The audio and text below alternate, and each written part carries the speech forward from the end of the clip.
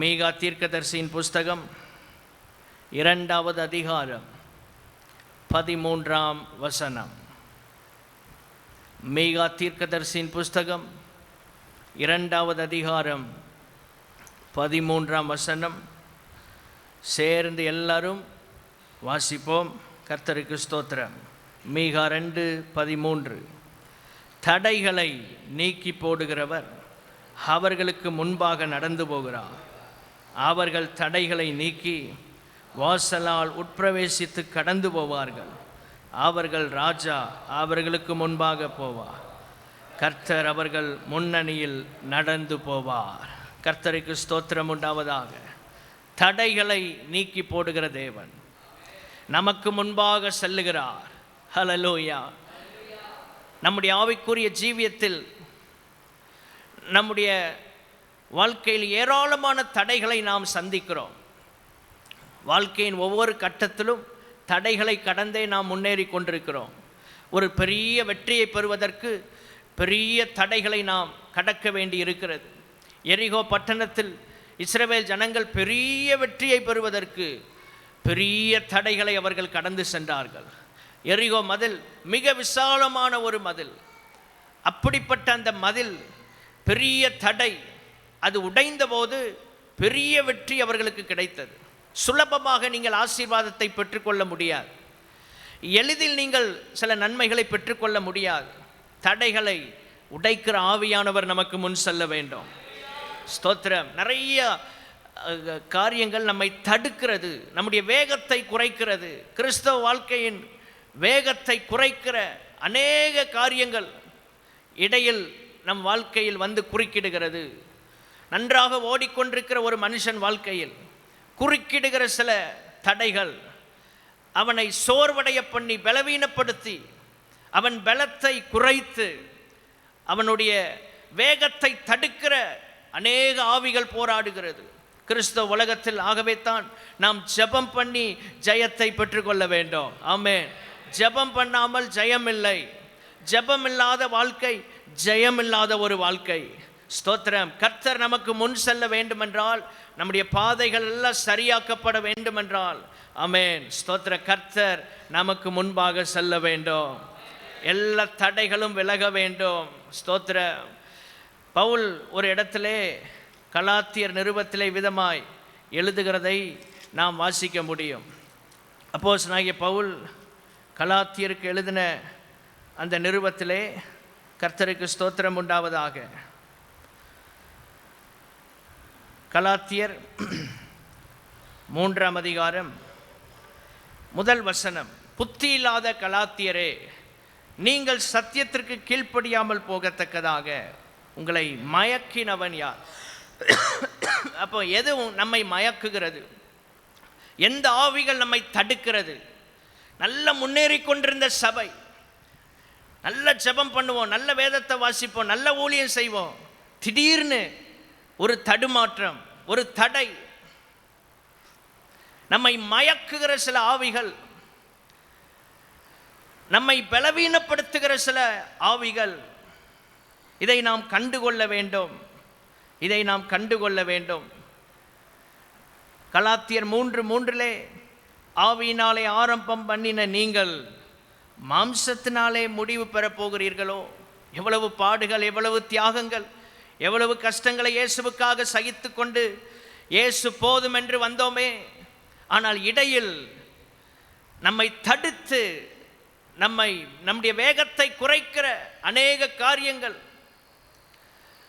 தடைகளாக மாறி நம்மை பின்னோக்கி தள்ளுகிறது, நம்மை பின்னோக்கி இழுக்கிறது.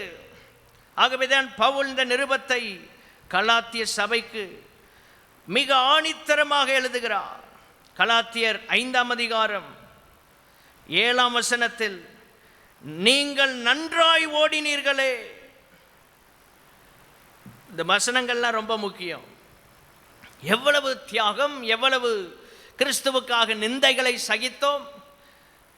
நாம் ரட்சிக்கப்பட்ட ஆரம்பத்தில் இருந்த வேகம், துடிப்பு, அந்த வைராக்கியம், அந்த அனலுள்ள ஜீவியம், எந்த சூழ்நிலை என்றாலும் கிறிஸ்துவுக்காக நின்று பிடிக்கத்தக்க அந்த ஒரு நல்ல குணம், இப்படிப்பட்ட நிலையில் இருந்தீர்களே, ஆனால் சத்தியத்திற்கு கீழ்ப்படியாமல் போக உங்களை தடை செய்தவன் யார்? அல்லது உங்களை தடுத்தது எது?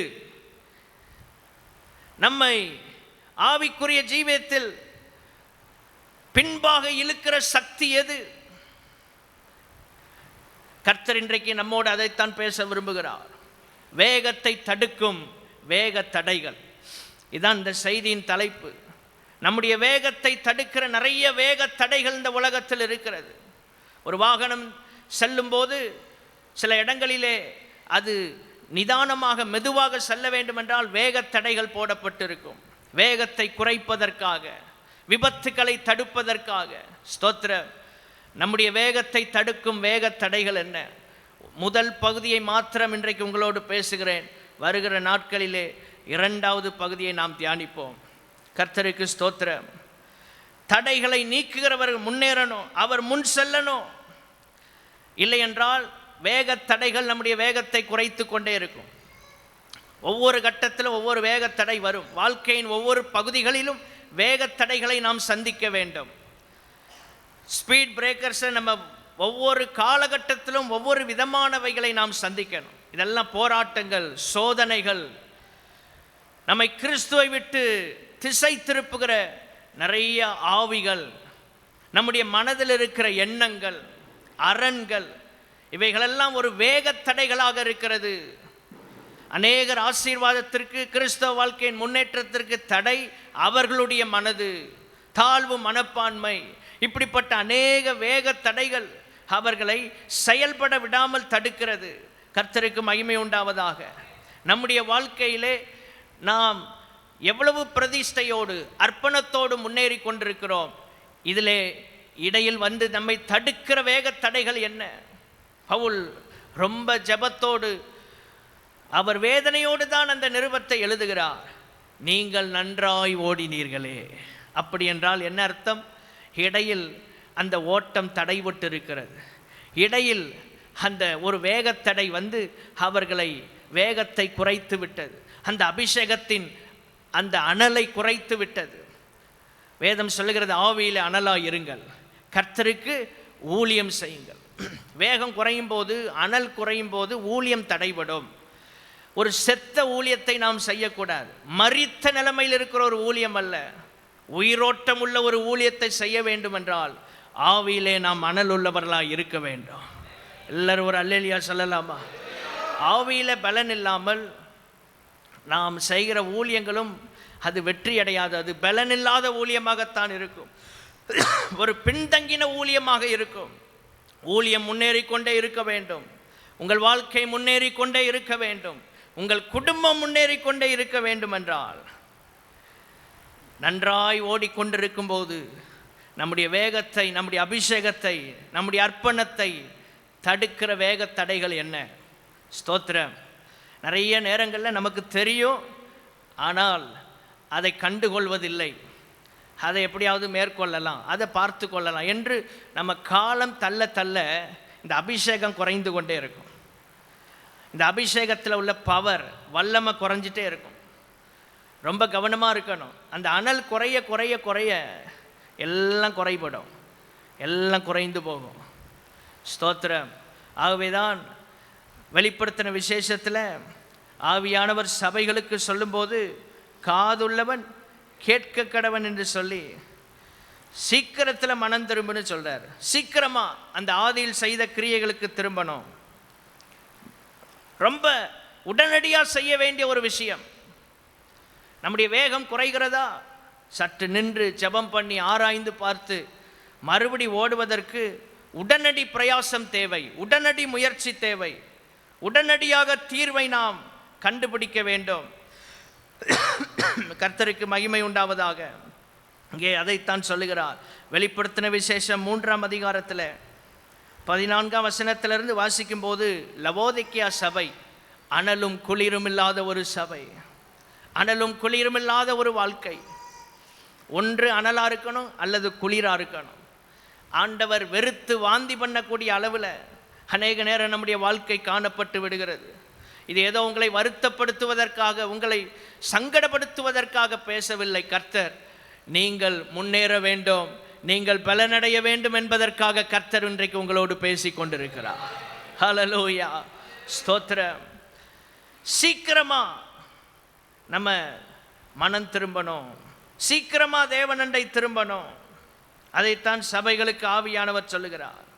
எவ்வளவு சீக்கிரமா தேவனண்டை வர முடியுமோ, காலத்தை தாழ்த்தாமல், காலத்தை கடத்தி கொண்டே இருக்காமல் சீக்கிரத்தில் தேவனண்டை திரும்பணும். வெளிப்படுத்தல் 2ஆம் அதிகாரம் 5ஆம் வசனத்தில், ஆதியில் செய்த கிரியைகளை நீ திரும்ப செய்வாயாக, இல்லாவிட்டால் சீக்கிரமா உன்னிடத்தில் வருவேன். மறுபடி ஆண்டவர் திரும்ப திரும்ப நம்மோடு பேசுகிறார். எந்த நிலைமையிலிருந்து எந்த காரியம் நம்முடைய வேகத்தை குறைத்தது, இன்னைக்கு எல்லாவற்றிலும் இருந்து கர்த்தர் நம்மை விடுதலையாக்கி மீண்டும் ஓடத்தக்கதாக கர்த்தர் உதவி செய்வாராக. நிறைய தடைகள் வரும். கிறிஸ்தவ வாழ்க்கையின் ஓட்டத்தில், விசுவாச ஓட்டத்தில் தடைகள் ஏராளம் நமக்கு வந்து கொண்டே இருக்கும். இந்த தடைகளை நீக்கி போடுகிறவரை நம்பி அவரை முன்பாக நாம் அனுப்பி பின்பாக செல்லும்போது இந்த வேக தடைகளை எல்லாம் நாம் மேற்கொண்டு செல்ல கர்த்தர் உதவி செய்வார். முதல் குறிப்பு சங்கீத புஸ்தகம் 20ஆம் சங்கீதம் 7-8 வசனங்களை நாம் சேர்ந்து வாசிப்போம். 20ஆம் சங்கீதம் 7வது வசனம் 8வது வசனம். சிலர் ரதங்களை குறித்தும் சிலர் குதிரைகளை குறித்தும் மேன்மை பாராட்டுகிறார்கள், நாங்களோ எங்கள் தேவனாகிய கர்த்தருடைய நாமத்தை குறித்தே மேன்மை பாராட்டுவோம். அவர்கள் முறிந்து விழுந்தார்கள், நாங்களோ எழுந்து நிமிர்ந்து நிற்கிறோம். கரங்களை உயர்த்தி ஹல்லேலூயா என்று சொல்வோம். ஹல்லேலூயா. அவர்கள் முறிந்து விழுந்தார்கள், நாங்களோ எழுந்து நிமிர்ந்து நிற்கிறோம். எழும்பனோ, நிமிரனோ, நிற்கணும். யார் யார் எழுந்து நிமிர்ந்து நிற்க முடியும்? கர்த்தரை குறித்து மேன்மை பாராட்டுகிறவர்கள். கர்த்தருக்கு மகிமை உண்டாவதாக. தங்களிடத்தில் இருப்பதை குறித்து மேன்மை பாராட்டுவது, இதுதான் முதலாவது வேகத்தடை. ஸ்தோத்திரம். தங்களை குறித்து மேன்மை பாராட்டுவது, தங்களிடத்தில் இருப்பதை குறித்து மேன்மை பாராட்டுவது. நம்மிடத்துல என்னென்ன இருக்கு, இதை குறித்தே மேன்மை பாராட்டிட்டு இருப்போம். இதை வைத்து ஜெயிக்கலாம், இதை வைத்து சாதிக்கலாம் என்று பார்வோன் நினைத்தான். ரதங்களை நம்பினான், குதிரைகளை நம்பினான், யுத்த வீரர்களை நம்பினான், ஆயுதங்களை நம்பினான். கடலில் அந்த ரதங்களின் உருளைகளெல்லாம் கலண்டு ஓடினது. எல்லாத்தையும் ஆண்டவர் மடங்கடித்தார். ஸ்தோத்திரம். எதை உங்கள் வாழ்க்கையில் நம்பிக்கொண்டு இருக்கிறீர்கள்? உங்களிடத்தில் இருக்கிற நீங்கள் எதை மேன்மை பாராட்டி கொண்டிருக்கிறீர்கள்? நம்முடைய படிப்பு, அறிவு, திறமை, இதெல்லாம் மேன்மை பாராட்டுவோம் என்றால் நம்ம முறிந்து விழுந்து போவோம். சில உபத்திரவங்கள் வரும்போது நம்ம அப்படியே உடைந்து போய் உட்காருவோம். ஆனால் கர்த்தரை மேன்மை பாராட்டி பழகணும்னா எளிதாக இந்த தடையை மேற்கொள்ளலாம். ஆமென். எளிதாக தடையை மேற்கொள்ளலாம், ஈஸியாக ஜெயிக்கலாம், ஈஸியாக முன்னேறலாம். ஹல்லேலூயா. கர்த்தரை குறித்த மேன்மை பாராட்ட வேண்டும். அவர் நம்மை ரட்சிக்கிறவர், அவர் நம்மை விடுவிக்கிறவர், அவர்தான் நம்மை உயர்த்துகிற ஆண்டவர். தேவன் நம்மோடு கூட இருப்பார் என்றால் தாவீது சொன்னது போல, உம்மாலே நான் ஒரு சேனைக்குள் பாய்வேன், உம்மாலே ஒரு மதிலை தாண்டுவேன். என் பலத்தினால் என்று சொல்லல, என் திறமையினால் என்று சொல்லல. அந்த தாவீது சொல்லுகிறான், உம்மாலே நான் ஒரு சேனைக்குள் பாய்வேன். 18ஆம் சங்கீதம் 29ஆம் வசனம். என் தேவனாலே, உம்மாலேங்கிறான், தேவனாலேன்னு சொல்றான். அதனால தான் தாவீது எழுந்து நிமிர்ந்து நின்றான். ஹல்லேலூயா. எவ்வளவு யுத்தங்கள், எவ்வளவு அவனுக்கு வந்த தாக்குதல்கள், சுத்தி சுத்தி சுனாமி போல அவனை மேற்கொள்ளக்கூடாதபடி நிறைய பிரச்சனைகள் வந்த போதும் தாவீது எழுந்து நிமிர்ந்து நின்றதற்கு காரணம் என்ன தெரியுமா?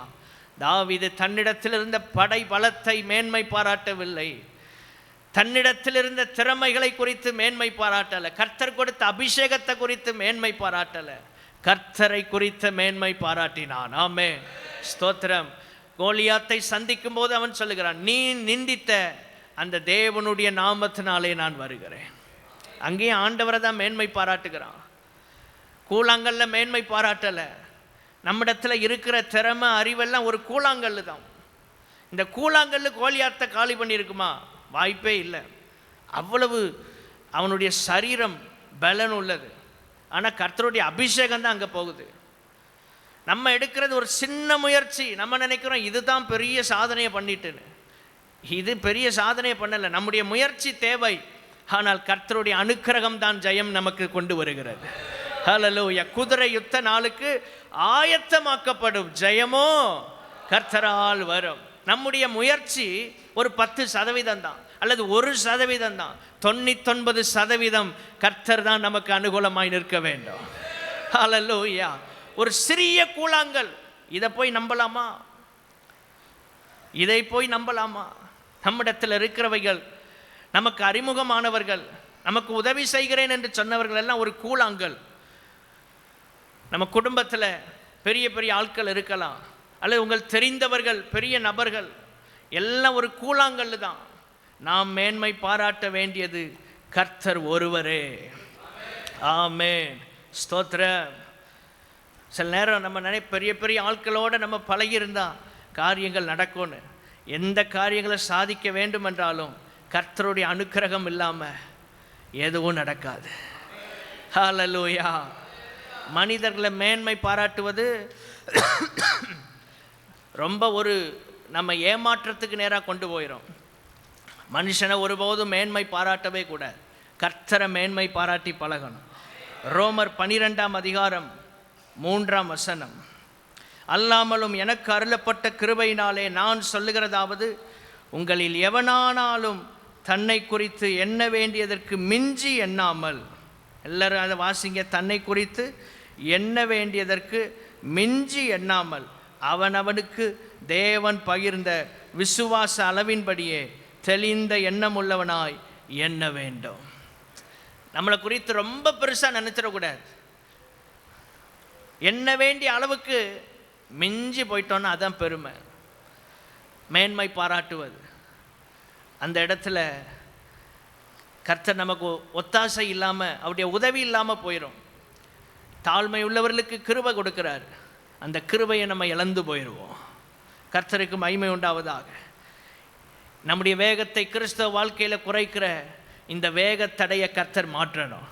அவர் தான் முன் செல்லர். தடைகளை நீக்கி போடுகிறவர் நமக்கு முன்பாக செல்லுகிறார். அவர் போய் இதெல்லாம் சரி பண்ணணும். இன்னைக்கு கர்த்தருடைய வசனம் நம்ம வாழ்க்கையில் இருக்கிற இந்த வேகத்தடை அப்புறப்படுத்துகிறது. எதையாகிலும் நம்பி எதையாகிலும் சார்ந்திருந்தால் இன்னைக்கு எல்லாத்தையும் விட்டு வெளியே வாங்க. கர்த்தர் உங்களை ஆசீர்வதிப்பார். கர்த்தரை முழுசாக நீங்கள் சார்ந்து கொள்ளும்போது அவருடைய பரிபூர்ணமான ஆசீர்வாதம் உங்களுக்கு கிடைக்கும். மனுஷனை நம்ப வேண்டாம். பைபிள் சொல்கிற நாசியில் சுவாசமுள்ள நம்ப வேண்டாம். எண்ணப்படுவதற்கு நம்புவதற்கு அவன் எம்மாத்திரம் ஏமாற்றப்படுவோம். வருத்தங்கள் வரும். ஆனால் கர்த்தரை நம்புனா நம்ம என்றென்றைக்கும் அசையாமல் நிலைத்திருப்போம். கண்மலையாகிய கிறிஸ்துவை நம்பணும். அவரை தான் மேன்மை பாராட்டணும். குதிரைகளை நம்பி வந்த பார்வோன் வெட்கப்பட்டு போனான் செங்கடல்ல. இன்னைக்கு அநேக நேரம் நம்ம முகம் வெட்கப்பட்டு போக காரணம் என்னன்னா, எதையோ நம்பி இருக்கிறோம். மழை போல நம்பின எல்லாம் போச்சு. நம்முடைய நம்பிக்கை கர்த்தர் மேல் இருப்பதாக. ஹல்லேலூயா. முறிந்து விழுந்து போனது எல்லாம் செங்கடல்ல முறிந்து விழுந்து ஒன்றில்லாமல் போயிடுச்சு. ஆனால் இஸ்ரவேல் ஜனங்கள் பாட்டு பாடி ஆராதித்து எழுந்து நிமிர்ந்து நிற்க கர்த்தர் பண்ணினார். காரணம், அவர்கள் தேவனை குறித்து மேன்மை பாராட்டினார்கள்.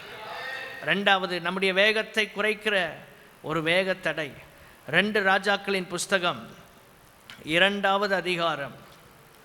2 ராஜாக்களின் புஸ்தகம் 2வது அதிகாரம் 2ஆம் வசனம், 3ஆம் வசனம், 5ஆம் வசனம். 2ஆம் வசனத்தை மாத்திரம் வாசிப்போம். இந்த செய்தி உங்களுக்கு ரொம்ப பிரயோஜனமாக இருக்கும். குறிப்பிடுங்க, கர்த்தர் உங்களோட பேசுவார். எலியா எலிசாவை நோக்கி, நீ இங்கே இரு, கர்த்தர் என்னை பெத்தேல் மட்டும் போக அனுப்புகிறார் என்றான்.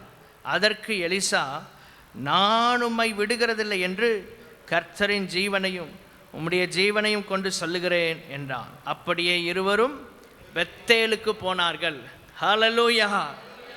ஸ்தோத்திரம்.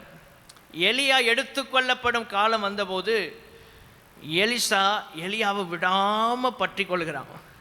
அவ்வளவு நாட்களும் அவனுடைய கால்களுக்கு தண்ணீர் வார்த்தவன், அவனுடைய ஊழியத்தில் கூடையே சென்றவன் இந்த எலிசா.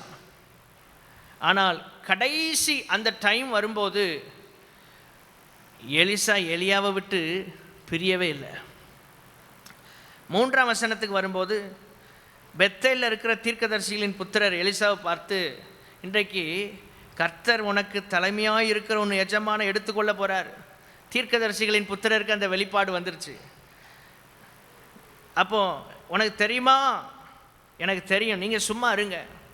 திரும்ப எலியா கூட சொல்கிறான், எலிசாவே நீங்கள் இரு, கர்த்தர் என்னை எரிகோக்கு அனுப்புகிறார், நான் உம்மை விட மாட்டேன். எரிகோவுக்கும் வந்தாங்க. எரிகோவில் இருக்கிற தீர்க்கதரிசிகளின் புத்திரர் எலிசாவை பார்த்து சொல்கிறாங்க, இன்றைக்கு உனக்கு தலைமையாக இருக்கிற உன் எஜமானாகிய எலியாவை கர்த்தர் எடுத்துக்கொள்ள போகிறாரு, தெரியுமா? அதற்கு அவன் சொல்கிறான், எனக்கு தெரியும், நீங்கள் சும்மா இருங்க. அடுத்து எலியா சொல்கிறான், நீ இங்கே இரு, நான் யோர்தானுக்கு கர்த்தர் அனுப்புகிறார். அவன் சொல்கிறான், நான் உம்மை விடுகிறதில்லை. அந்த எலியா எடுத்துக்கொள்ளப்படும் காலத்தை எலிசா உணர்ந்து அவனை விடாமல் பற்றி கொண்டான். எவ்வளவோ பேர் அவனை தடுக்கிறாங்க, எவ்வளவோ பேர் அவனுடைய சரியான அந்த ஃபோக்கஸ், அந்த கவனத்திலிருந்து, தரிசனத்திலிருந்து அவனை திசை திருப்ப முயற்சிக்கிறாங்க. தீர்க்கதரிசிகளின் புத்திரர். அநேக நேரம் நம்ம தடைகள் நம்ம வாழ்க்கையில் எப்படி வருதுன்னா மற்றவர்களால் வரும். 2வது வேகத்தடை திசை திருப்புகிற மனிதர்கள் அல்லது திசை திருப்புகிற ஆவிகள். இந்த எலிசாவை இவன் இரட்டிப்பான வரத்தை பெறக்கூடாதபடி மனிதர்கள் திசை திருப்புறாங்க. உனக்கு தெரியுமா, இன்னைக்கு எலியா போயிடுவார். அவன் சொல்கிறான், சும்மா இருங்கப்பா, எனக்கு தெரியும். எலியாவே சொல்கிறான், நீ இங்கே இரு, எரியோவுக்கு போகிறேன், நான் விட மாட்டேன், யோர்தானுக்கு போகிறேன், விட மாட்டேன். பின்ன அவன் பின்பாகவே சென்றான். வெளிப்பாடுகள் தீர்க்கதரிசிகளின் புத்திரருக்கு இருந்தது. ஆனால் யாரோ ஒரு ஆள் எலியாவை பின்பற்றி வந்தாங்களா? அந்த ஆவியின் வரத்தை பெற்றுக்கொண்ட வந்தார்களா? ஒருவரும் வரவில்லை. இன்னைக்கு அநேக நேரம் வெளிப்பாடுகள் இருக்கு, ஆனால் வரத்தை பெற்றுக்கொள்வதற்கு கர்த்தரை பின்பற்ற வேண்டுகிற அந்த கடினமான பாதைக்கு தங்களை ஒப்பு கொடுக்கிறதில்லை. வசனம் தெரிகிறது, தரிசனம் இருக்கிறது, எல்லாம் இருக்குது. எலியாவை எலிசா பின்பற்றினான், எரிகோவிலும் பின்பற்றினான், யோர்தானுக்கு போகும்போதும் பின்பற்றுகிறான், எல்லா இடத்திலும் பின்பற்றி போகிறான். இயேசுவும் அதைத்தான் சொன்னார், ஒருவன் என்னை பின்பற்றி வர விரும்பினால் தன்னைத்தான் வெறுத்து சிலுவை எடுத்துக்கொண்டு தன் சிலுவை எடுத்துக்கொண்டு என்னை பின்பற்ற கடவன். பின்பற்றும் போது சிலுவையை எடுத்து தான் பின்பற்ற முடியும். ஆகவே தீர்க்கதரிசிகளின் புத்திரர்லாம் அந்த கஷ்டமான பாதைக்கு வர விரும்பலை. வெளிப்பாடுகள் இருந்தது, எலியா போகிறாருன்னு தெரியும், ஆனால் ஒருவர் கூட அந்த வரத்தை பெற வேண்டும் என்கிற வாஞ்சை இல்லை. ஒரே ஒரு மனுஷன் எலிசாவுக்கு அந்த வாஞ்சை இருந்தது. கர்த்தர் அவனுக்கு அதை இரட்டிப்பாய் கொடுத்தார். இந்த காலை நேரத்தில் எத்தனை பேர் வாஞ்சிக்கிறீங்க? ஆமென். ஆவியின் வரத்தை நான் இரட்டிப்பாய் பெற்றுக்கொள்ள வேண்டும். ஹல்லேலூயா. நிறைய ஆவிகள் நம்மை டிஸ்ட்ராக்ட் பண்ண, நம்மை அப்படியே அலக்களித்து, நம்மை கிறிஸ்துவ விட்டு தேவன் நமக்கு தருகிற நல்ல பெரிய காரியங்களை இழந்து போவதற்கு அநேக ஆவிகள் நம்மை இந்த உலகத்தில் திசை திருப்போம். ஆனால் எலிசா எலியாவையே பின்பற்றினான். நீங்கள் இந்த திசை திருப்புகிற ஆவிகளுக்கு இடம் கொடுக்காம கர்த்தரையே சரியாய் பின்பற்ற கர்த்தர் உதவி செய்வாராக. ஆமென். நம்முடைய கவனம் இயேசுவின் மேல் இருக்க வேண்டும்.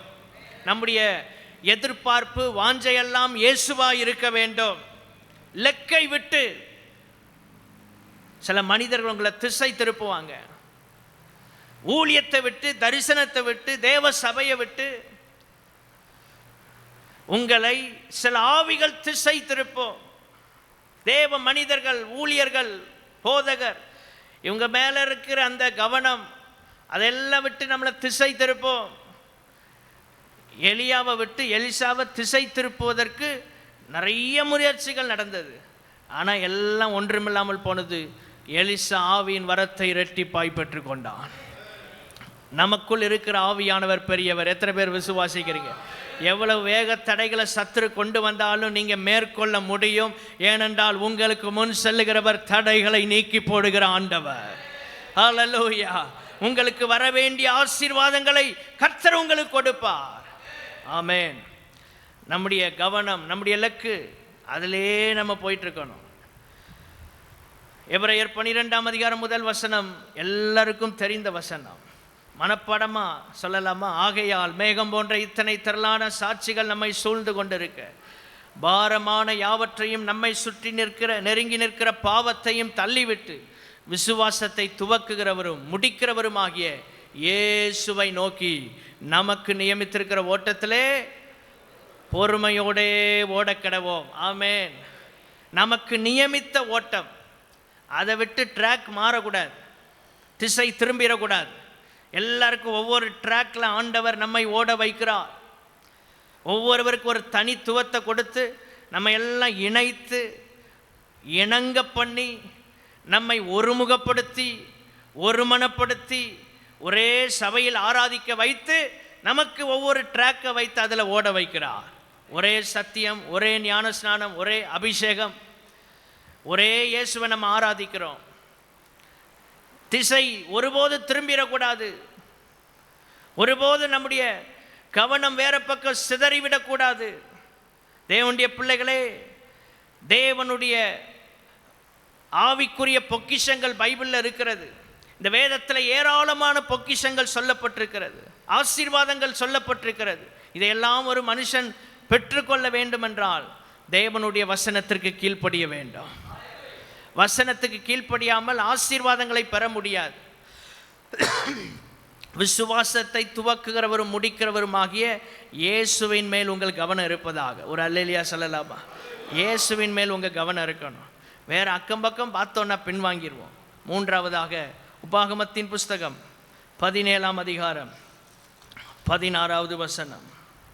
உபாகமம் 17:16 சேர்ந்து எல்லாரும் வாசிப்போம். உபாகமம் 17:16. அவன் அநேக குதிரைகளை சம்பாதியாமலும் அநேக குதிரைகளை தனக்கு சம்பாதிக்கும்படி ஜனங்களை திரும்ப எகிப்திற்கு போக பண்ணாமலும் இருக்க கடவன். இனி அந்த வழியாய் நீங்கள் திரும்பி போக வேண்டாம் என்று கர்த்தர் உங்களுக்கு சொல்லி இருக்கிறாரே. கர்த்தருக்கு ஸ்தோத்திரம். மூன்றாவதாக நம்முடைய வேகத்தை தடுக்கிற வேகத்தடை என்ன? அநேக குதிரைகளை சம்பாதிக்கணும்னு திருப்தி இல்லாமல் ஓடுகிற வாழ்க்கை, திருப்தி இல்லாமல் ஓடுவது. கர்த்தர் நமக்கு கொடுத்திருக்கிற ஆசீர்வாதங்கள் போதும், தேவன் தந்திருக்கிற நன்மைகள் போதும் என்கிற ஒரு மனநிலை நமக்கு தேவை. நிறைய ஆசீர்வாதங்களை கர்த்தர் நமக்கு தருகிறார், ஜெபிக்கும் போது தருகிறார், தேவையானதற்கும் அதிகமாக தருவார், மீதமெடுக்க உதவி செய்வார், திருப்தியாக்கி நடத்துவார். ஆனால் நம்ம வேகத்தை தடுக்கிற ஒரு வேகத்தடை என்னன்னா திருப்தி இல்லாமல் ஓடுவது. திருப்தியே இருக்காது. கர்த்தர் எவ்வளவு அற்புதத்தை செய்தாலும் இஸ்ரவேல் ஜனங்களுக்கு திருப்தி இல்லை. எவ்வளவு நன்மைகள் ஆசீர்வாதம், பரலோகத்தில் தூதர்களுடைய உணவை கொடுத்த போதும் திருப்தி இல்லை. குதிரைகளை இன்னும் அநேகம் சம்பாதிக்கணும், இன்னும் நம்ம அதிகமாக நிறைய பணங்களை சம்பாதிக்கணும் என்று சொல்லி உலகம் ஓடிக்கொண்டே இருக்கிறது. நாம் நிறைய ஆசீர்வாதங்களை நமக்கு சேகரிக்கணும், சந்ததிக்கு சேர்க்கணும், தப்பு இல்லை. ஆனால் திருப்தியான வாழ்க்கை தேவை கிறிஸ்தவ வாழ்க்கையில்.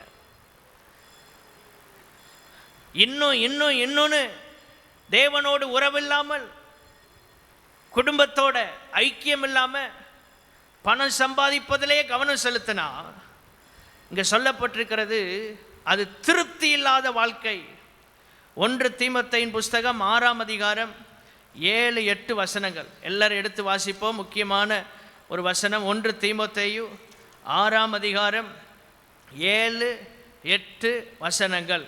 உலகத்திலே நாம் ஒன்றும் கொண்டு வந்ததும் இல்லை, இதிலிருந்து நாம் ஒன்றும் கொண்டு போவதும் இல்லை என்பது நிச்சயம். உண்ணவும் உடுக்கவும் நமக்கு உண்டாயிருந்தால் அது போதுமென்று இருக்க கடவோம். அடுத்த வசனம் சொல்லப்பட்டிருக்கிறது, இந்த திருப்தி இல்லாமல் நாம் ஆசீர்வாதமாக மேன்மையாக வாழ்வது தேவனுடைய விருப்பம். ஆனால் அந்த மேன்மையில் ஒரு திருப்தி இருக்கணும். கர்த்தர் கொடுத்த ஆசீர்வாதத்தில், உயர்வில் உங்களுக்கு ஒரு சந்தோஷம் இருக்கிறதா? அல்லது இன்னொன்று ஜெபத்தை விட்டுட்டு, ஆராதனையை விட்டு ஊழியங்களை செய்யாமல் நம்ம உலகத்துக்கு பின்னால் ஓடும்போது, குடும்பத்தை கவனிக்காமல், மனைவி பிள்ளைகளோடு ஐக்கியம் இல்லாமல், நான் குடும்பத்துக்காக இரவு பகலாக உழைக்கிறேன் என்று சொன்னால், உழைப்பு வருமானத்தை கொண்டு வரும், உங்கள் குடும்பத்தில் உறவு இல்லாமல் போய்விடும். மனைவி பிள்ளைகளோடு ஐக்கியம் இல்லாமல் வெறும் பணத்தை சம்பாதிப்பதினால் என்ன பலன்? பணத்தை உங்கள் குடும்பம் எதிர்பார்க்கவில்லை, சமாதானத்தையும் சந்தோஷத்தையும் குடும்பம் எதிர்பார்க்கிறது. இதை ஒரு குடும்ப தலைவன் சரியாய் செய்ய வேண்டும். வேதத்தில் நமக்கு சொல்லப்பட்டிருக்கிறது, ஒரு குடும்ப தலைவனுடைய கடமைகள் என்ன? நம்ம நல்லா ஜெபிக்கலாம், ஆராதிக்கலாம். ஆனால் தேவனுடைய பிள்ளைகளே, திருப்தி இல்லாமல் ஓடிட்டு இருந்தோம்னா, இன்னொன்று பாதாளம் திருப்தியே இல்லாதது. பாதாளம் வாங்கி கொண்டே இருக்கும். திருப்தி இல்லாத ஒரு வாழ்க்கை வாழ்கிறோமா? இன்னும் அநேக குதிரைகளை சம்பாதிக்கணும், இன்னும் நம்ம நிறைய பணம் சம்பாதிக்கணும். அதுக்கு என்னென்ன வழிகள்? தேவனை ஆராதிக்க டைம் இல்லை. நான் திரும்ப சொல்கிறேன், நீங்கள் ஆசீர்வாதமாக வாழ்வது தேவனுடைய சித்தம். உங்கள் கைகளில் ஆசீர்வாதம் இருக்கணும், பணம் இருக்கணும், உங்கள் சந்ததிக்கு தேவை. ஆனால் திருப்தி இல்லாமல் இன்னொன்று ஓடிட்டே இருந்தா அது ஆண்டவர் விரும்பலை. ஆண்டவருடைய ஆசீர்வாதம் போய்விடும். ஒரு கட்டம் வரும்போது பணம் இருக்கும், அதை அனுபவிக்கிறதுக்கு பலனும் சுகமும் இல்லாமல் போயிடும். இன்றைக்கி அப்படி தான் உலகம் போயிட்டுருக்கு. நிறைய பணக்காரர்களை பாருங்கள், குடும்பத்தில் சமாதானமாக இருக்கிறாங்களா? இல்லை. குடும்பம் உடஞ்சிருக்கு, ஆனால் கையில் பணம் இருக்குது. பணத்தை வச்சு குடும்பத்தை இணைக்க முடியாது. இயேசு குடும்பத்தை இணைக்கிறவர். ஹல்லேலூயா, ஸ்தோத்திரம். பணத்தினால நிறைய பிரச்சனைகள் தான் வருது, போட்டிகள் அதிகரிக்கிறது. பணம் பெருக பெருக போட்டிகள் அதிகமாகிறது, சந்தோஷங்கள் குறைகிறது. ஆனால் திருப்தியான வாழ்க்கைக்குள்ளே நம்ம வந்துட்டோம்னா, கிறிஸ்தவ வாழ்க்கையை போல சந்தோஷமான வாழ்க்கை எதுவுமே இல்லை. ஹல்லேலூயா, நல்ல ஒரு அல்லேலூயா சொல்லலாமா? இதெல்லாம் ப்ராக்டிக்கலாக உங்களோட பேசிகிட்டு இருக்கிறேன். பலன் இருக்கு. அந்த காலத்தில் கர்த்தருக்காக பலத்தை செலவழிக்கணும். உங்கள் பலனை கர்த்தருக்காக கொடுங்க. கர்த்தருக்கு கொடுக்குறேன்னொன்னே நம்ம காணிக்கையை மட்டும்தான் நினைப்போம். உங்கள் பலன் யாருக்கு? உங்கள் பலனை கர்த்தருக்கு கொடுங்க. உங்கள் நேரத்தை கர்த்தருக்கு கொடுங்க. உங்கள் உழைப்பை கர்த்தருக்கு கொடுங்க. அதான் ஊழியம். உங்கள் முதல் தரமானவைகளை எல்லாம் கர்த்தருக்கு கொடுக்கணும். ஹல்லேலூயா. அதெல்லாம் உலகத்துக்கு கொடுத்துட்டு, நண்பர்களுக்கு கொடுத்துட்டு, எல்லா நேரத்தையும் உலக நண்பர்களோடு செலவழிச்சிட்டு, எல்லா நேரத்தையும் உலகத்தின் ஆவிகளோட, கெட்ட நண்பர்களோடு போய் செலவழித்து விட்டு தேவ சபைக்கு அப்படியே நம்ம உடைஞ்சு போய் வந்தால் நம்ம எப்படி கர்த்தர் பயன்படுத்த முடியும்?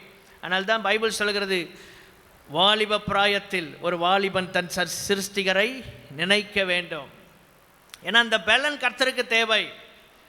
அந்த துடிப்புள்ள ஒரு ரத்தம், அது இயேசுவுக்கு தேவை. இன்னைக்கு பிசாசு அநேகரை திருப்தி இல்லாமல் ஓட வச்சிட்டு இருக்கிறான். எத்தனை லட்சங்கள் இருந்தாலும் திருப்தி இல்லை, கோடிகள் இருந்தாலும் திருப்தி இல்லை. ஆனால் இயேசு நமக்கு திருப்தியை தந்ததுக்காக கரங்களை உயர்த்தி ஒரு ஆமேன் சொல்லுவோம். ஹல்லேலூயா.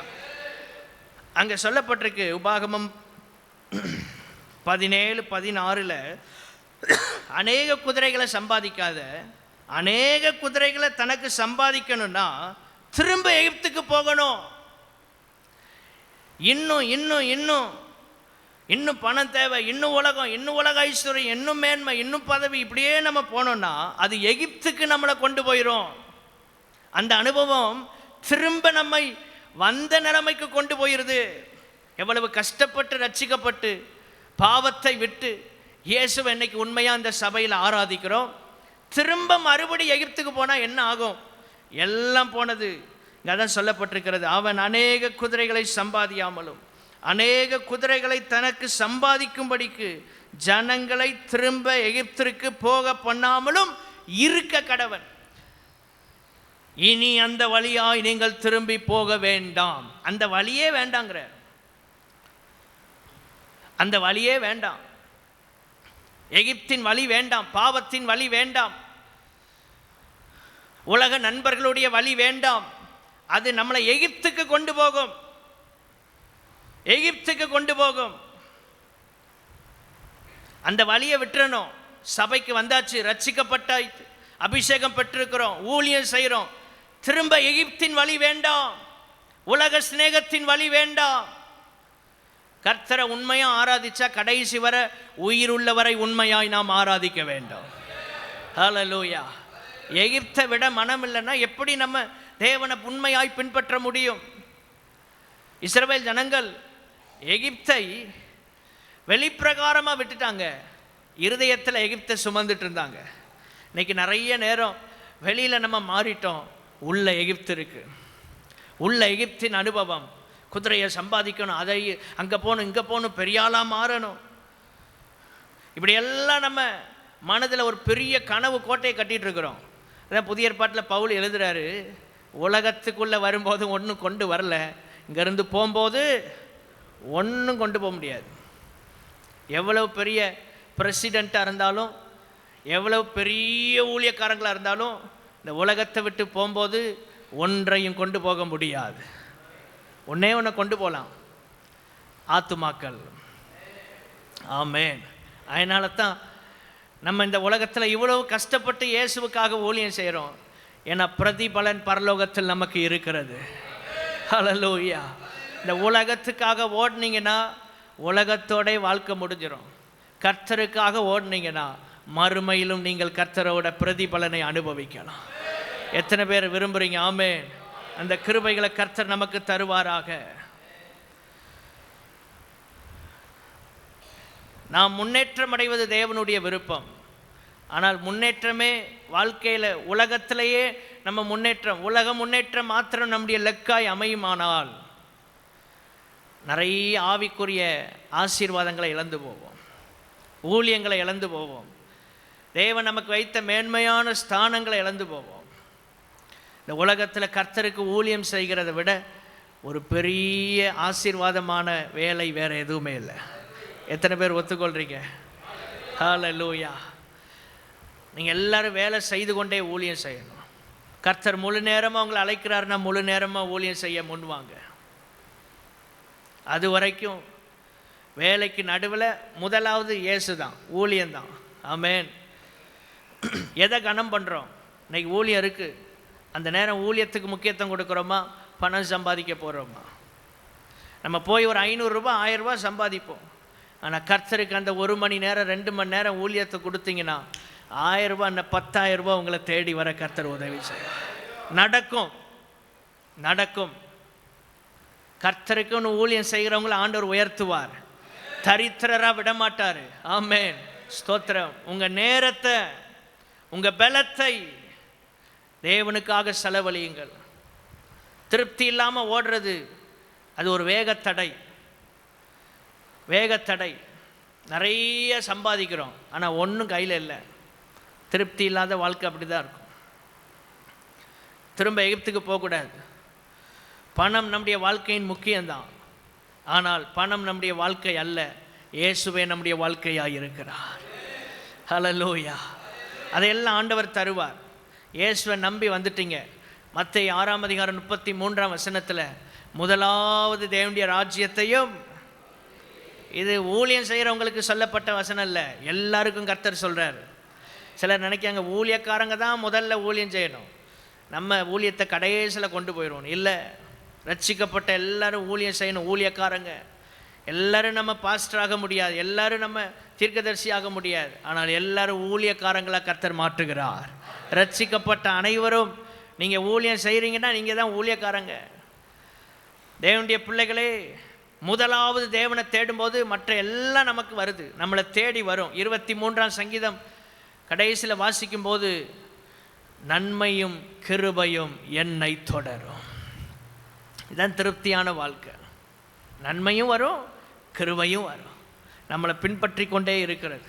நன்மையை தேடி நம்ம ஓடுறோம், காலையிலேருந்து ஓடுறோம், அங்கே ஓடுறோம், இங்கே சாடுறோம், கடைசியில் ஒரு சிறு தொகை தான் நம்ம கையில் நிற்கு.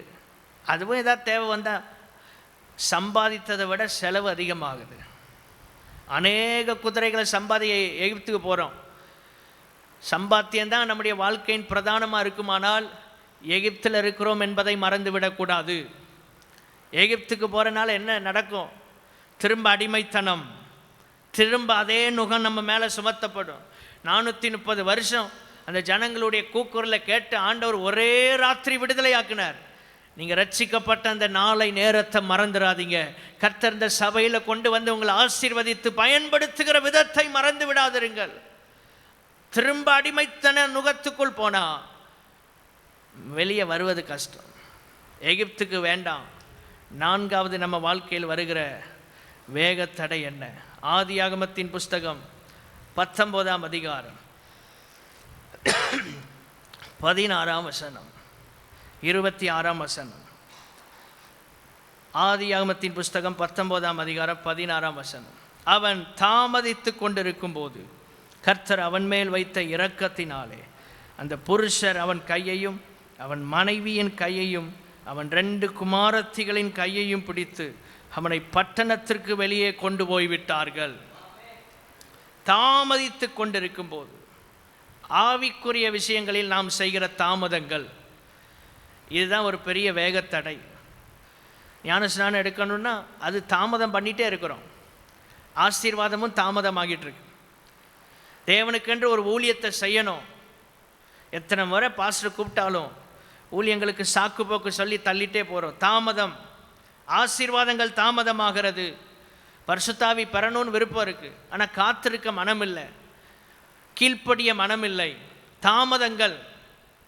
தேவன் பேசியும் அதை செய்வதற்கு தாமதமாகிறது. ஆபிரகாம் தாமதிக்கலை. கேட்டவுடனே அதிகாலையில் எழும்பி அவன் புறப்படுறான் ஈசாக்க பலி செலுத்த. அதனால தான் கர்த்தர் அவனை ஆசீர்வதிக்கிறார். இந்த வேகத்தடை உங்கள் வாழ்க்கையில் இருக்குதா? எதை எடுத்தாலும் தாமதம், எதை எடுத்தாலும் தாமதம். ஒரு தவறான இடத்தை தெரிந்தெடுத்து அங்கே நடத்தப்படுகிறது லோத்துவின் குடும்பம். லோத்துவின் குடும்பம் ஒரு தவறான இடத்திற்கு நடத்தப்பட்டது. தவறான இடத்திற்கு நம்ம நடத்தப்பட்டால் திரும்பி வரும்போது பெரிய சங்கடங்கள் வழியாகத்தான் நாம் வருவோம். இந்த லோத்து திரும்ப வரும்போது போனதை விட எல்லாத்தையும் இழந்துட்டு தான் வந்தான். ஒன்றையும் அந்த பட்டணத்தை விட்டு லோத்துவால் கொண்டு வர முடியவில்லை. நல்ல கவனிங்க. எல்லா செல்வ செழிப்போடு அந்த பட்டணத்துக்கு போனான். சோதம் குமாரா பட்டணத்துக்கு லோத்து ஏன் போனான்? பச்சை பசேல் இருக்கு, செழிப்பாக இருக்கு, குறைவே இருக்காது. ஆபிரகாமோடு இருந்து தேவனை பின்பற்ற விருப்பம் இல்லை, செழிப்பின் வாழ்க்கையை எதிர்பார்த்து போனான், நன்மைகளை எதிர்பார்த்து போனான். என்ன ஆனது? அந்த பட்டணத்தை விட்டு வெளியே வரும்போது கொண்டு போன ஒன்றையும் திரும்ப கொண்டு வரல. எவ்வளவு ஆடு மாடு, எவ்வளவு உடைமைகள், இது பூமி தாங்கக்கூடாத அளவு ஐஸ்வர்யம். அதனால்தான் வாக்குவாதங்கள் வந்தது லோத்துவின் மந்தை மேய்ப்பருக்கும் ஆபிரகாமின் மந்தை மேய்ப்பருக்கும். இவ்வளவு பெரிய ஆஸ்தியுடையவன் அந்த பட்டணத்திற்கு போய் திரும்ப வெளியே வரும்போது இழந்தவனாக வருகிறான். நகோமி சொன்னது போல, நிறை உள்ளவளாய் போனேன், குறை உள்ளவளாய் திரும்பி வருகிறேன். தாமதங்கள். இன்னும் வெளியே வர தாமதம். கர்த்தருடைய சத்தத்துக்கு கீழ்ப்படிய தாமதம். கர்த்தர் அழைக்கிறார் ஊழியத்துக்கு, ஒப்பு கொடுக்க தாமதம். ஐயோ, மனைவி இருக்கு, பிள்ளைகள் இருக்காங்க, எதிர்காலம் இருக்கு, அப்பா இருக்காங்க, அம்மா இருக்காங்க, என்ன செய்வது? இப்படி யோசித்து யோசித்து தாமதம் பண்ணிட்டு இருக்கிறான். அவன் மனைவி உப்பு தூணா பின்னால் பார்த்து நின்று போனால். 26ஆம் வசனம். தாமதங்கள் பாதிப்பை தான் உண்டாக்கும். கர்த்தர் அழைக்கிறார்னா, தேவ ஊழியத்தை செய்யனா தீவிரமாக இறங்குங்க. யோசித்து கொண்டே காலத்தை நாம் கழித்து கொண்டிருக்க கூடாது. கர்த்தர் நடத்துவார். ஆமென். கர்த்தர் நடத்துவார். இது ஊழியத்துக்கு வர்ற தாமதம் ஒரு விதமான சோம்பேறித்தன ஆவி. மற்ற எல்லாத்துக்கும் உற்சாகமாக இருப்போம். ஊழியன்னா தூக்கம் வந்துடும், ஊழியன்னா பலவீனம், ஊழியன்னா சோர்வு, அசதி, ஒரு மந்தமான நிலைமை. தாமதங்கள் தேவ பிள்ளைகளுக்கு ஒருபோது நம்ம வாழ்க்கையில் ஒரு வேகத்தடையாக நிற்கக்கூடாது. கரங்களை உயர்த்தி, ஆண்டவரே இந்த வேகத்தடையை நாங்கள் முன்னேறி செல்ல கர்த்தர் தடைகளை உடையும். ஹல்லேலூயா, ஸ்தோத்திரம். திரும்ப அந்த பட்டணத்திலேருந்து வரும்போது ஏற்கனவே இருந்த ஆசீர்வாதத்தை இழந்தான். அந்த பட்டணத்தில் வந்து சம்பாதித்ததையும் விட்டுட்டு தான் போனான். அந்த பட்டணத்தில் வந்து கஷ்டப்பட்டு சம்பாதிச்ச எல்லாம் போச்சு. தாமதம். அப்படியும் தாமதிச்ச போதும் கர்த்தர் கிருபையினால் அவனை வெளியே கொண்டு வர்றார். ஹல்லேலூயா. தாமதங்கள் நம்ம வாழ்க்கையில் ஒரு வேகத்தடையாக வந்து நிற்கும். ஐந்தாவதாக 2 தீமோத்தேயின் புஸ்தகம் 4ஆம் அதிகாரம், 2 தீமோத்தேயு 4ஆம் அதிகாரம் 10ஆம் வசனம் 11ஆம் வசனம் சேர்ந்து வாசிப்போம். 10, 11. ஏனென்றால், எல்லாரும் சேர்ந்து கொள்ளுங்க. ஏனென்றால் தேமா இப்பிரபஞ்சத்தின் மேல் ஆசை வைத்து என்னை விட்டு பிரிந்து தெசலோனிக்கே பட்டணத்துக்கு போய்விட்டான். கிரேஸ்கே கலாத்தியா நாட்டிற்கும் தீத்து தல்மாத்தியா நாட்டிற்கும் போய்விட்டார்கள். லூக்கா மாத்திரம் என்னோடே இருக்கிறான். மார்க்குவை உன்னோடே கூட்டிக் கொண்டு வா. ஊழியத்தில் அவன் எனக்கு பிரயோஜனமுள்ளவன். ஆமென். ஐந்தாவது வருகிற ஒரு வேகத்தடை பிரிந்து போகிற ஆவி. ஸ்தோத்திரம். பிரிந்து போகிற ஒரு ஆவி. தேவனுடைய ஊழியத்தை விட்டு, இந்த பவுலை விட்டு தேமா பிரிந்து போயிட்டான். இந்த தேமாவை குறித்து நம்ம கொலோசியர் 4ஆம் அதிகாரம் 14ஆம் வசனத்தில் இந்த தேமாவை குறித்து நாம் வாசிக்க முடியும். 4:14 பிரியமான வைத்தியனாகிய லூக்காவும் தேமாவும் உங்களுக்கு வாழ்த்துதல் சொல்லுகிறார்கள். அப்போ ஊழியத்தில் நல்ல தீவிரமாக இருந்த ஒரு மனுஷன், பவுலோடு இணைந்து செயல்பட்ட ஒரு மனிதன், தேவனால் அபிஷேகம் பண்ணப்பட்ட ஊழியக்காரன் பவுல், அவனோடு இணைந்து ஊழியத்தை செய்த ஒரு தேமா பிரிந்து போனான். ஏன்? இப்பிரபஞ்சத்தின் மேல் இருக்கிற ஆசை. இதுதான் ஒரு வேகத்தடை. ஏன் பிரிந்து போகிற அந்த ஆவி வந்துச்சுன்னா, இப்பிரபஞ்சத்தின் மேல் ஒரு ஆசை. நமக்கு ஊழியத்தில் இருக்கிற ஒவ்வொருவரும் கடைசி வர ஊழியத்தின் மேல் ஆசை இருக்கணும். எல்லாரும் ஒரு ஆமேன்னு சொல்லுங்க. ஊழியம் செய்வதில் ஆசை இருக்கணும். உலகத்தின் மேல் ஆசை வந்துடக்கூடாது. பிலமோன் ஒரே அதிகாரம், ஒரே நிருபந்தான். 24ஆம் அங்கே வாசிக்கும்போது 24ஆம் வசனத்தில், என் உடன் வேலையாட்களாகிய மார்க்குவும் அரிஸ்தர்க்கும் தேமாவும் லூக்காவும் உமக்கு வாழ்த்துதல் சொல்லுகிறார்கள்.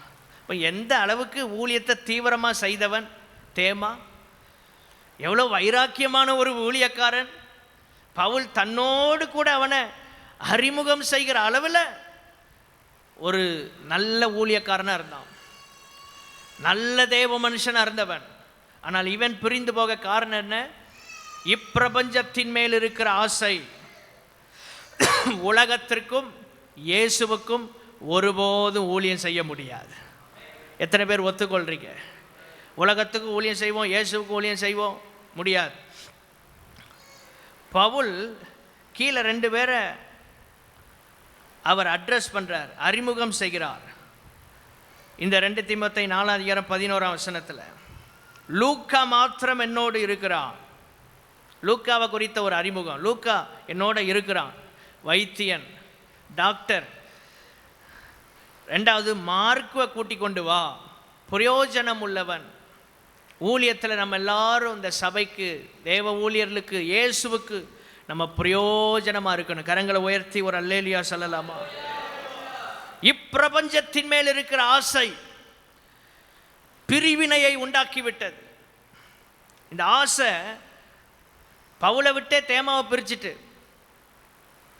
எவ்வளவு பெரிய ஊழியக்காரன் தேமா, எவ்வளவு கர்த்தருக்காக பிரகாசித்தவன், எவ்வளவு ஓடி ஓடி உழைத்தவன். ஆனால் இவனையே விட்டு வைக்கல உலக ஆசை. உலகத்தின் ஆசை எந்த மனுஷனையும் விடாது. பவுலோடு இருந்தவனையே பற்றி பிடித்து பவுலை விட்டு கொண்டு போயிருச்சே. பவுல் ஜெபிக்காமல் இருந்தவரா? ஊழியத்தில் உடன் ஊழியர்களை உருவாக்காமல் இருந்தவரா? இல்லை. அவரோடு இருந்த தீமோத்தை தான் ஒரு பெரிய ஊழியக்காரனை பின் நாட்களில் அறிமுகப்படுத்தப்படுகிறான். காரணம், தேவனுடைய பிள்ளைகளே, உலகத்தின் ஆவிக்கு நாம் அடிமைப்படும் போது அங்கே பிரிகிறனால என்ன நடக்கும்? வேற ரூட்டில் போயிட்டு இருக்கிறான். என்னை விட்டு பிரிந்து தெசலோனிக்கே பட்டணத்துக்கு போயிட்டான். பிரியும் போது, கர்த்தரை விட்டு, தேவ பிரசன்னத்தை விட்டு நம்ம பிரியும் போது வேற ரூட்டில் போயிட்டு இருக்கிறோன்னு அர்த்தம். வேறொரு வழியில் நம்ம போக ஆரம்பிச்சிட்டோம். நம்ம ரூட் எங்கேயோ திசை மாறி போகுது. தேவனுடைய பிள்ளைகளே, கர்த்தர் நம்மை காப்பாராக. ஹல்லேலூயா. உலக பொருளுக்கும் ஐஸ்வர்யத்துக்கும் இயேசுவுக்கும் ஒரே நிலையில் ஊழியம் செய்ய முடியாது.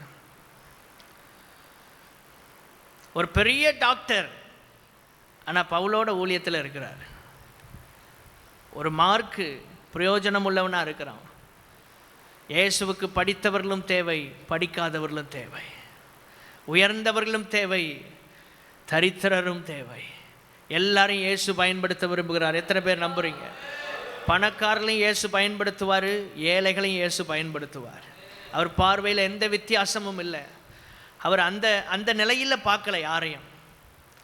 இவங்ககிட்ட பணம் இருக்குது, இவங்ககிட்ட பணம் இல்லை, இவங்க படிச்சிருக்கிறாங்க, படிக்கலை, அழகு இருக்குது, அழகு, அதெல்லாம் இயேசு பார்க்க மாட்டார்.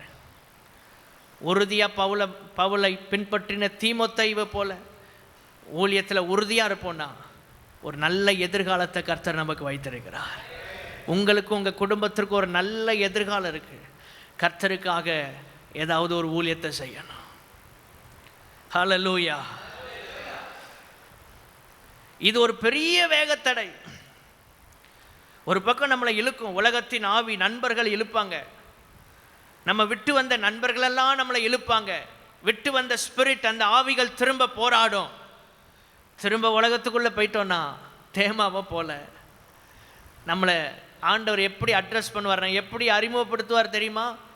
இப்பிரபஞ்சத்தின் மேல் ஆசை வைத்து பிரிந்து போன ஒரு தேமா. இந்த ஒரு அறிமுகம் நமக்கு தேவையில்லை. இப்படி ஒரு அறிமுகம் நமக்கு வேண்டாம். எந்த சூழ்நிலை வந்தாலும் ஆமென். பவுல் சொன்னது போல, கிறிஸ்துவின் அன்பை விட்டு என்னை பிரிப்பவன் யார்? ஆமென், ஸ்தோத்திரம். ஒருவேளை கர்த்தரை பின்பற்றுகிறனால தரித்திரனா மாறினாலும் பரவாயில்ல, கர்த்தர் ஒரு நாள் உயர்த்துவார்.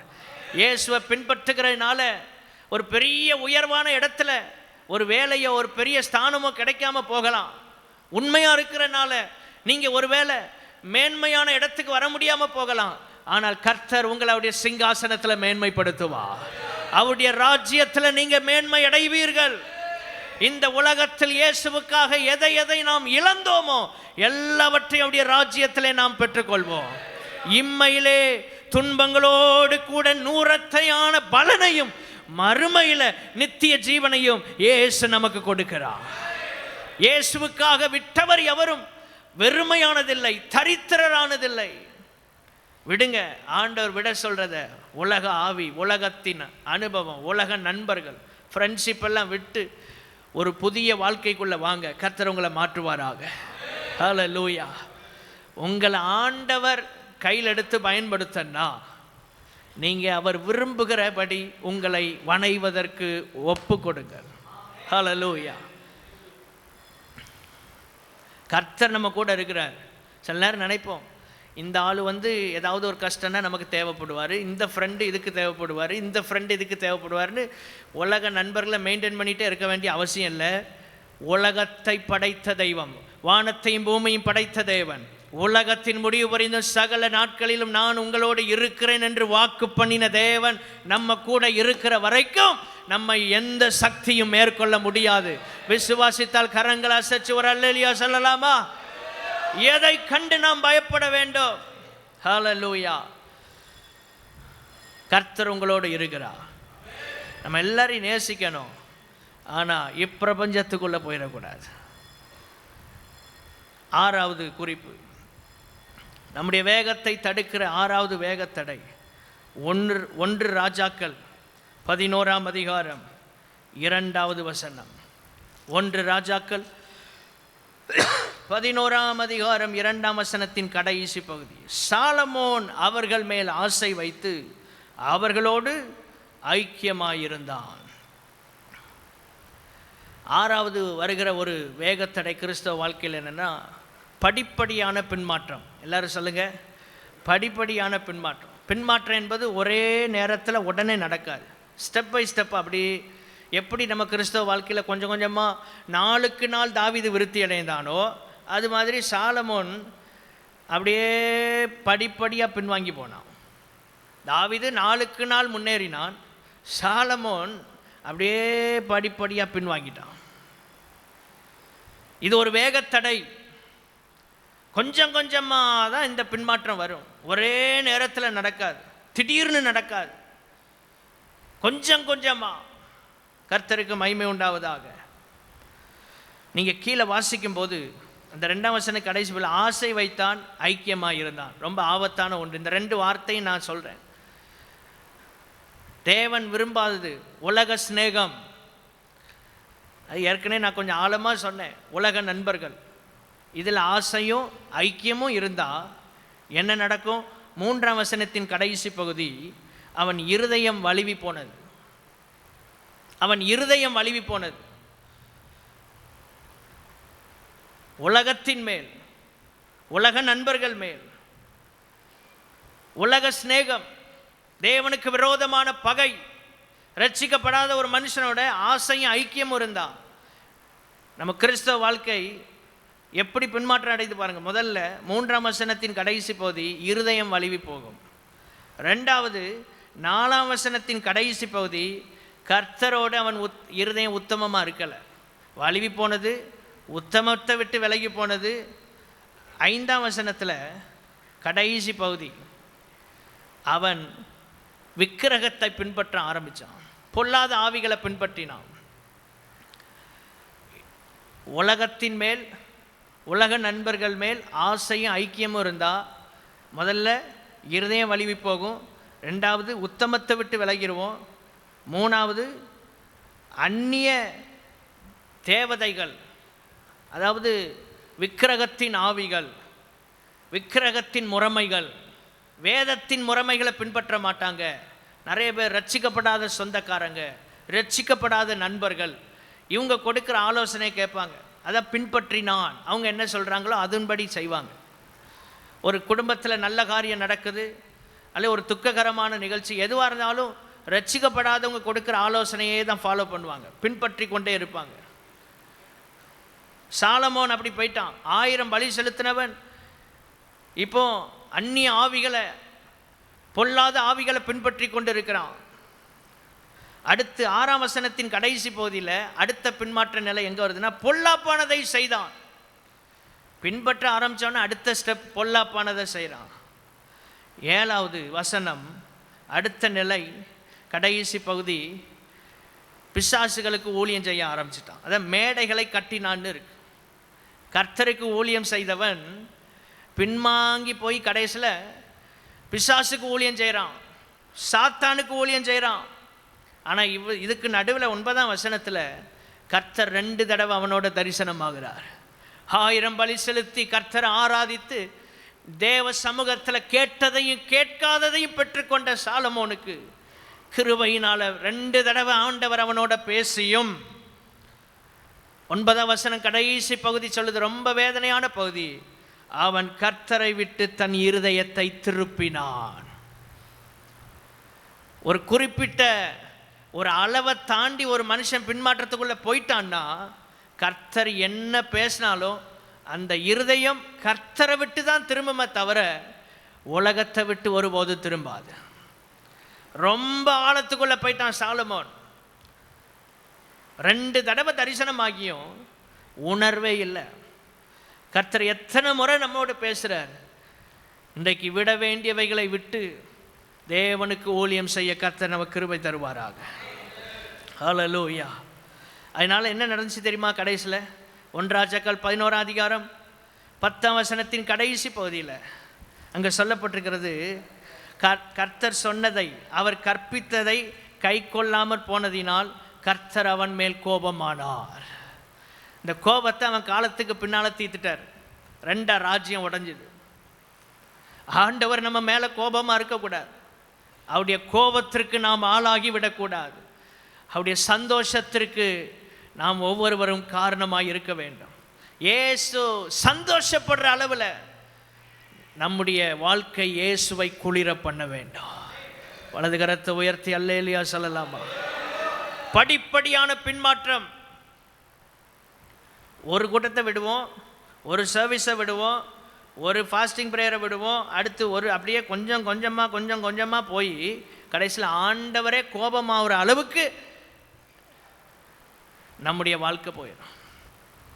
கொஞ்சம் கொஞ்சமாக ஒரு நாள் பைபிளை வாசிக்கிறத குறைப்போம், ஒரு நாள் ஜபிக்கிறது குறைஞ்சி போகும், அடுத்த நாள் ஜபமே இல்லாமல் போகும், அதுக்கு அடுத்தால வாரத்துக்கு ஒரு நாள் ஆகும், அதுக்கப்புறம் மாதத்துக்கு ஒரு நேரம் கர்த்தருடைய பந்தி இருக்கும்போது தான் ஜபம் பண்ணுவோம்.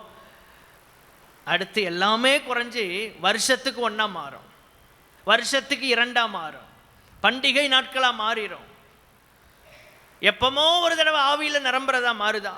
இதான் படிப்படியான பின்மாற்றம். எப்பொழுதும் அந்நிய பாஷைகளை பேசி ஜபத்தில் விழித்திருக்க வேண்டும். ஹல்லேலூயா, ஒரு அல்லேலூயா சொல்லலாமா? வருஷத்துக்கு ஒரு தடவை அபிஷேகம் இல்லை, வருஷத்துக்கு ஏதோ ஒரு குறிப்பிட்ட டைமில் ஆவியானவர் இறங்கிட்டு போகிறவர் அல்ல, நம்மோடு கூட இருக்கிறவர்.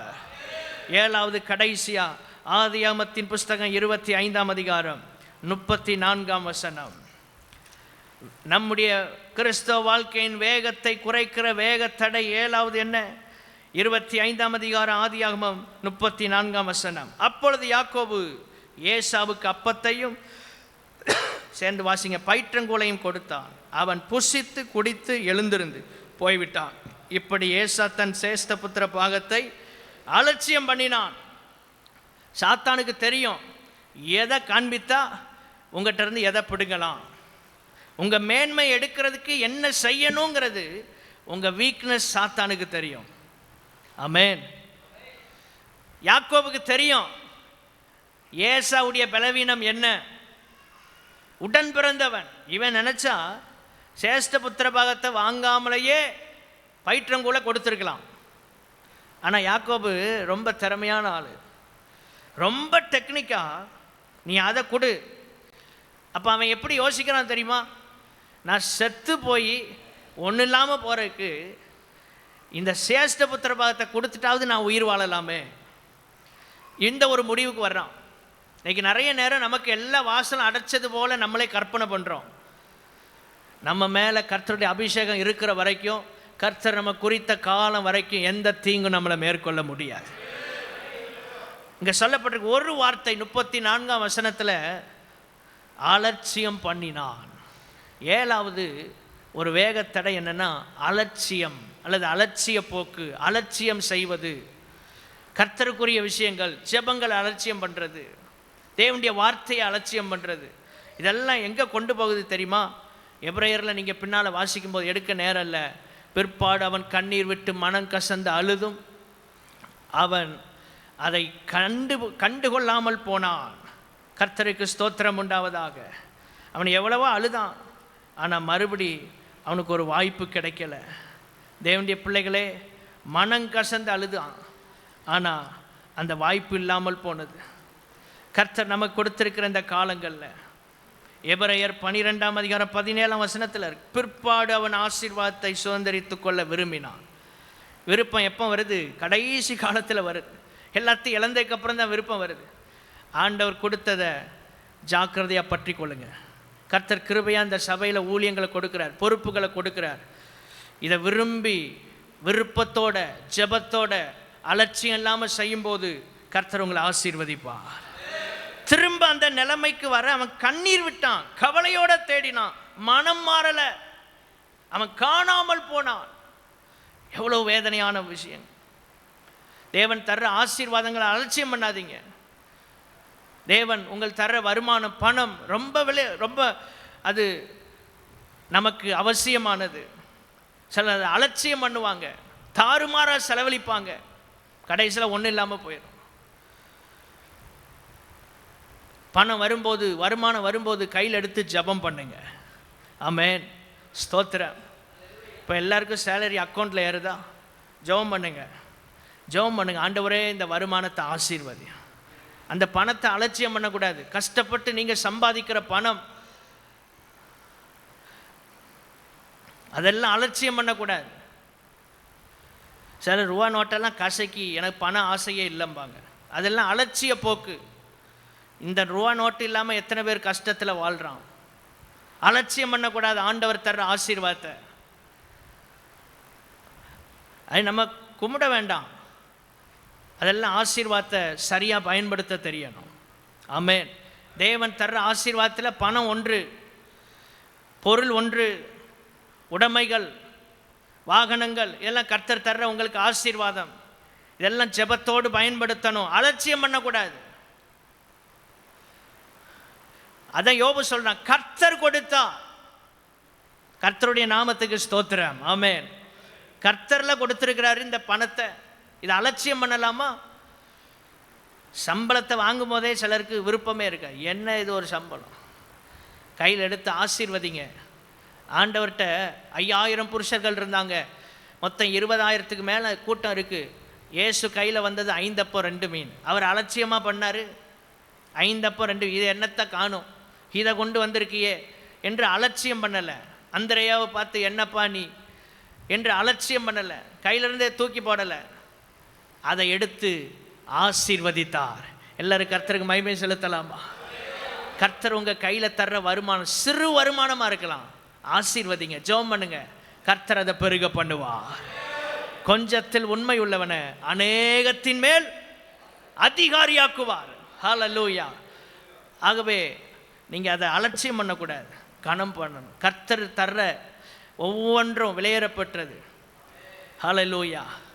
கர்த்தர் உங்கள் கையில் கொடுத்த ஊழியத்தை அலட்சியம் பண்ணக்கூடாது. அந்த நேரத்தில் வேறு எதையாவது செஞ்சிட்டு இருக்காதீங்க. ஊழியம்னு ஒரு நேரத்தை ஃபிக்ஸ் பண்ணியாச்சுன்னா அந்த நேரம் ஊழியம் செய்யுங்க, அதுதான் உங்களுக்கு ஆசீர்வாதம். ஆமென். எல்லோரும் ஒரு அல்லேலூயா சொல்லாமா? ஊழிய காரியங்களை அலட்சியம் பண்ணால் நமக்கு வர வேண்டிய ஆசீர்வாதங்களும் அப்படியே தான் இருக்கும். அதை கனம் பண்ணுங்க. கர்த்தருடைய நாளை அலட்சியம் பண்ணாதீங்க. ஆராதனைகள் அலட்சியம் பண்ணக்கூடாது, ரொம்ப கனத்துக்குரியது. இதெல்லாம் நம்ம செய்யும்போது கர்த்தர் நம்ம வாழ்க்கையில் இருக்கிற தடைகளை மாற்றுவார். எல்லாரும் எழுந்து நிற்போம்.